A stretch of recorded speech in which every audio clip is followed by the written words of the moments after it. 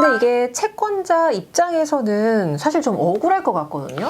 억울하죠. 근데 법에서 이렇게 정하고 있는 이유가 있을 텐데.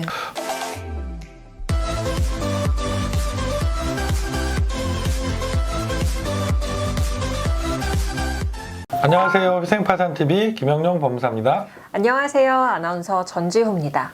법무사님, 네네. 저희가 개인회생에는 금지명령이라는 제도가 있잖아요. 그렇죠. 그래서 압류 걱정을 하지 않아도 될 것 같은데 그렇다면 개인 파산은 어때요? 개인 파산에는 금지명령, 중지명령이 없느냐? 그렇진 않아요. 있기는 있어요. 근데 되게 예외적인 경우가 있습니다. 어떤 경우에 금지명령, 중지명령이 있냐면 일반적인 규정은 아니고 면제재산 신청이라는 걸 했을 때 그때만 그 면제재산 신청을 한 그 재산에 대해서만 특정 재산에 대해서만 금지명령, 중지명령을 신청을 하실 수가 있어요. 개인회생 같은 경우는 뭐 개인회생 신청하실 때 모든 사건에 금지명령 신청서를 같이 넣거든요. 그래서 대부분이 또 결정을 받으시니까 그것도 보통 일주일 아니면 결정이 나시니까 금지명령 이후에는 뭐 압류, 가압류 걱정 없이 좀 편하게 지내셔도 되는데 개인 파산은 조금 불안한 면이 있긴 있습니다. 그럼 개인 파산에서 금지, 중지 명령은 어떤 경우에 하게 되는 거죠? 좀 특수한 경우에 예외적인 경우에 많이 활용이 된다고 했잖아요. 대표적인 게 유체동산 압류가 들어왔을 때예요.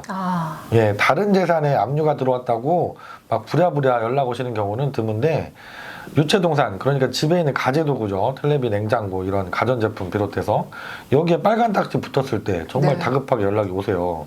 지금도 저희 사무실에 여러분이 막 진행 중이신데 이때 저희가 면제재산 신청을 하면서 중지 명령을 같이 신청을 하게 됩니다. 다행히 법원에서도 이게 유체동산 압류 절차가 진행되면 다급하다는 걸 아시고 이때는 중지명령을 되게 잘 해주세요. 아주 빠르게. 그래서 집에 빨간 딱지가 붙으셨다고 너무 당황하지 마시고 네. 개인 파산이 가능하신 분들은 빨리 파산 신청을 하시면 경매가 진행되는 걸 막을 수가 있고 이게 실무에서 가장 많이 활용되는 개인 파산에서 중지명령 제도예요. 그리고 이렇게 유체동산 뭐 압류가 들어왔을 때 다급하게 신청하시면서 중지명령 신청하시면 경매 절차를 막을 수 있는 것뿐만 아니라 개인 파산 신청하시면 금지명령, 중지명령이 일반적으로 있지는 않지만 압류 걱정은 사실 크게 하진 않으셔도 돼요. 네. 그래요? 개인 파산을 신청해도 압류 걱정은 하지 않아도 된다? 네네. 그 이유가 따로 있나요? 첫 번째 제가 생각하는 이유는 뭐 책에는 이런 얘기가 나오진 않습니다. 네. 그런데 압류를 하려면 채권자들이 시간이 상당히 필요합니다. 왜냐하면 압류라는 게 압류를 하기 위해서는 법원에서 이분이 돈을 받을 게 있다, 못 받았다라는 걸 확인해주는 판결문이 있어야 돼요. 근데 이 소송이라는 절차가 못해도 2, 3개월, 3, 4개월 걸리잖아요. 그래서 판결문을 얻기 위해서 기간이 많이 소요되기 때문에 사실은 파산 신청을 얼른 하시면 파산 선고가 압류를 할 수 있는 시기보다 훨씬 빨리 날 수가 있습니다. 그래서 대부분의 채권자들이 포기해요. 쉽게 얘기하면 파산 신청이 들어가서 사건 번호가 나오면 법 조치를 추가로 더 진행하는 것들을 포기하고 맙니다.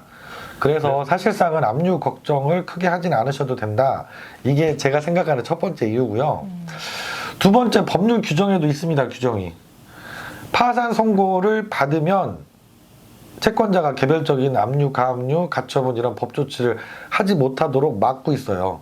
그래서 파산 선고를 얼른 받으시면 이게 걱정이 없어요. 근데 파산 선고가 대부분의 법원에서 그렇게 오래 걸리지 않거든요. 서울 같은 경우에는 보통 한 달, 늦어도 2달 안에는 파산 선고가 나기 때문에 채권자들이 빠르게 조치를 해서 들어와도 시간상 훨씬 파산 선고가 빨라요. 그리고 법에서 아예 파산 선고를 받으면 강제 집행, 가압류 가처분을 아예 하지 못하게 막아버렸기 때문에 걱정을 안 하셔도 됩니다. 그럼요, 법무사님. 혹시 네네. 압류가 이미 된 후에 저희가 파산 신청을 했다면 네네네. 이때는 어떻게 되나요? 아까 말씀드린 것처럼 뭐 압류가 먼저 들어왔다, 이게 유체동산이다 그러면 중지명령 신청이라는 걸 해서 막을 수 있다고 그랬잖아요. 근데 다른 경우에는 신청을 역시 이때도 빨리 하셔가지고 파산 선고를 빨리 받으시면 돼요. 그러면 우리 채무자회생법에 파산 선고가 나면 이미 들어와 있던 압류도 다 실효된다라고 규정을 두고 있어요. 효력이 없어진다는 거죠. 그래서 이 압류가 다 없어집니다. 그렇기 때문에 이때도 큰 걱정은 사실 안 하셔도 되고 좀 빠르게 준비해서 파산 신청을 하시는 게 좋습니다. 근데 반대로 생각을 해보면 네. 이미 압류가 되었더라도 우리가 파산 선고를 받으면 효력을 잃는다라고 말씀하셨잖아요. 네네네. 근데 이게 채권자 입장에서는 사실 좀 억울할 것 같거든요. 억울하죠. 근데 법에서 이렇게 정하고 있는 이유가 있을 텐데. 근데 법에서는 이렇게 정하고 있는 이유가 있습니다. 개인 파산 절차는 법원을 통한 포괄적인 강제 집행 절차라고 해요. 파산 절차가 빚만 탕감해주는 절차가 아니라 강제 집행 절차 중에 하나입니다.